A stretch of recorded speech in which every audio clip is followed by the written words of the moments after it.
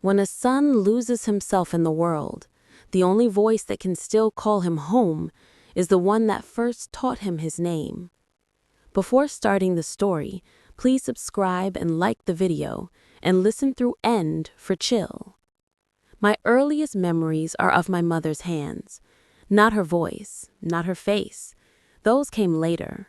But her hands, they are etched into my story like the first signatures written on a blank page. They were always moving, always working, always building something out of nothing. Those hands washed dishes in cold water through long winters. They braided my hair when I was too young to care how it looked. They carried crates of fruit at dawn, packed my lunch in paper bags, and held my feverish head through countless nights of sickness. My mother used to say, "A child is not raised by love alone, but by the work that love gives us the strength to do." Back then, I didn't understand. I was just a boy who believed the world existed only inside the small house we lived in, a house my mother kept alive with the same stubborn hope she kept for me. I grew up without a father. He didn't leave dramatically. He didn't slam the door or break our hearts on a single unforgettable night. He simply faded out of our lives, little by little, until one day my mother stopped mentioning his name, and so did I. But she never let me feel alone. She was the one who built both sides of the bridge, the one that carried me forward and the one that kept me safe. Our life was simple, but it was ours. And above all, it was hers.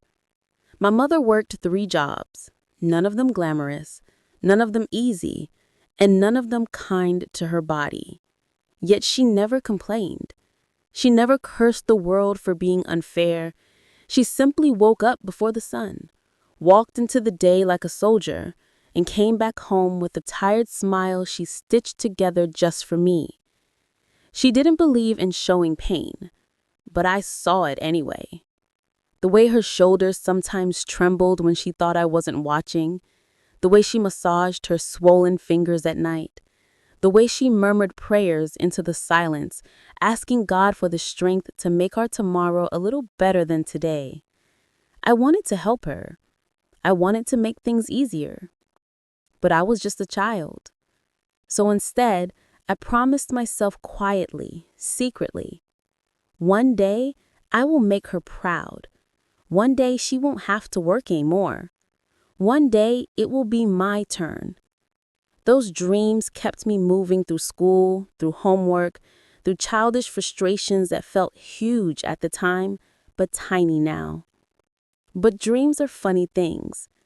Sometimes when you chase them too hard, you outrun the people you dreamed them for.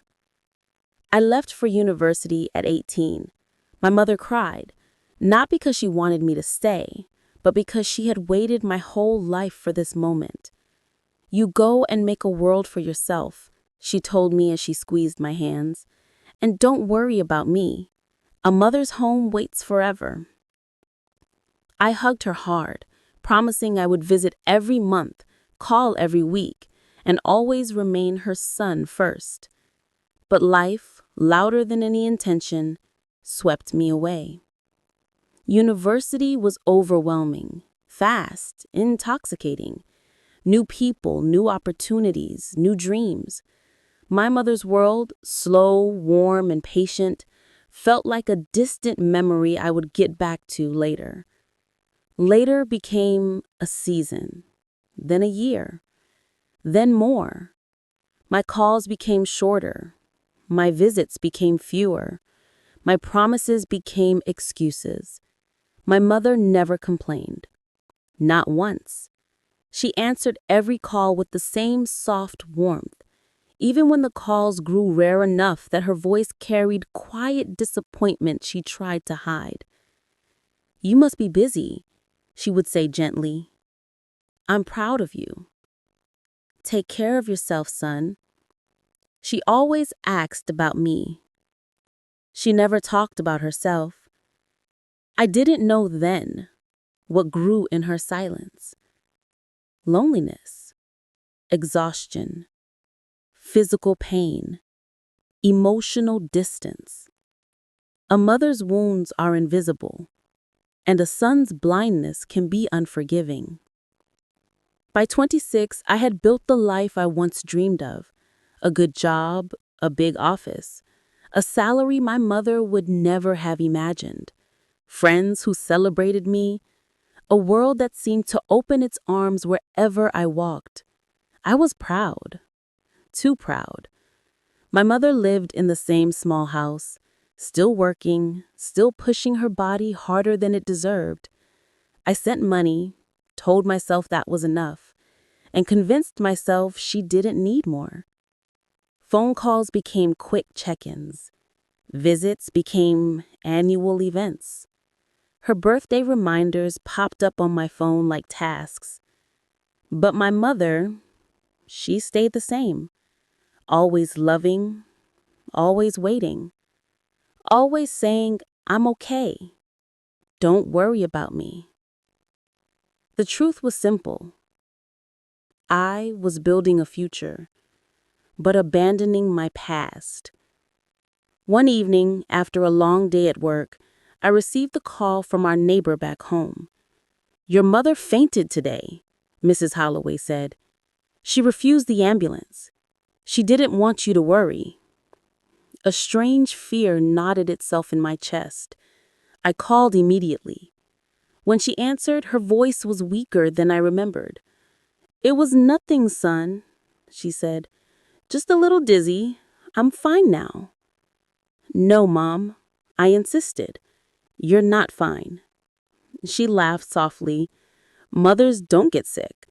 We just get tired." Something inside me shifted that day. A discomfort, a guilt, a whisper of reality. But I pushed it away. My life was too full, too fast. I told myself I would visit soon. Soon didn't come.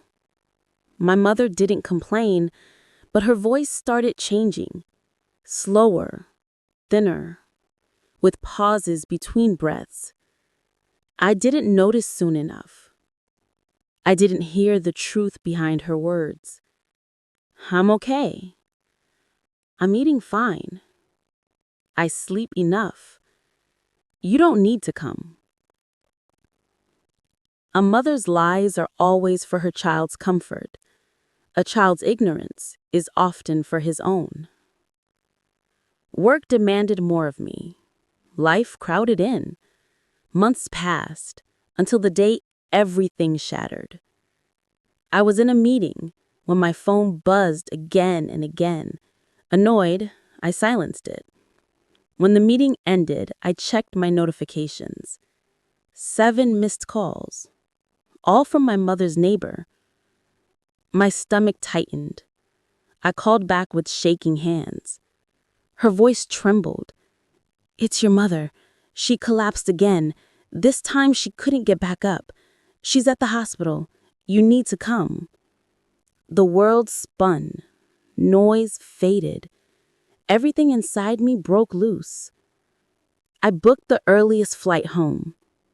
For the first time in years, I cried, like a child who realized too late that he had wandered too far.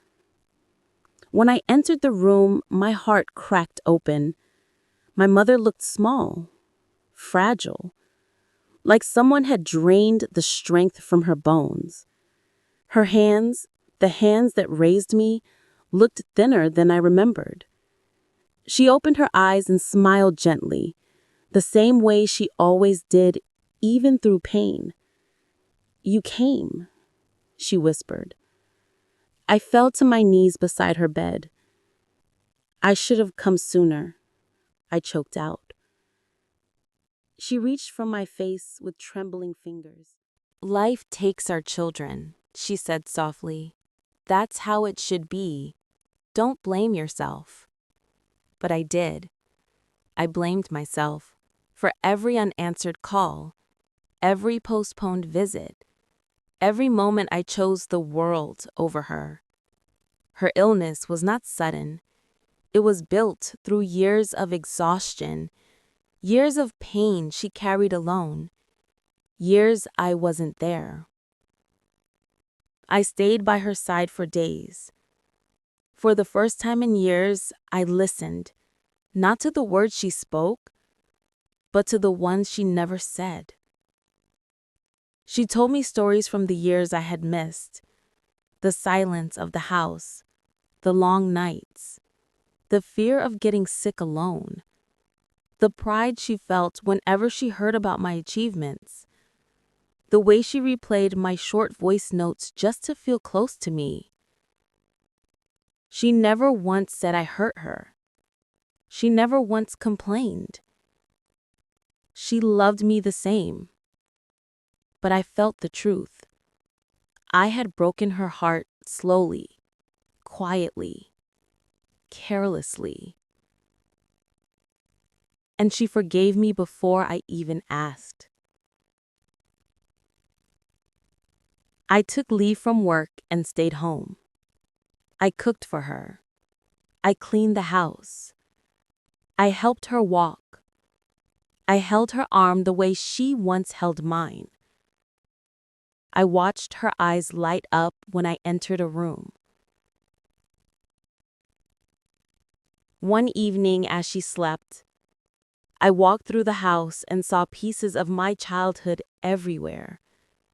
My old drawings, my school trophies, letters I had written, photos of us. A life she never let go of, even when I did. I sat beside her bed and whispered, "Mom, I'm here now. I'm not leaving you again." She stirred, half asleep, and murmured, "A mother never needs her child to stay. She just needs him to return." As days turned into weeks, my mother regained strength, slowly but surely.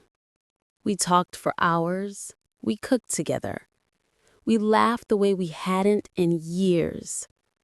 I rebuilt the bridge between us, one small moment at a time. The guilt didn't disappear, but love grew around it. I realized something. Success without the people who gave you your foundation is just empty applause. Money cannot replace presence. Achievements cannot replace time. Awards cannot replace a mother's hug.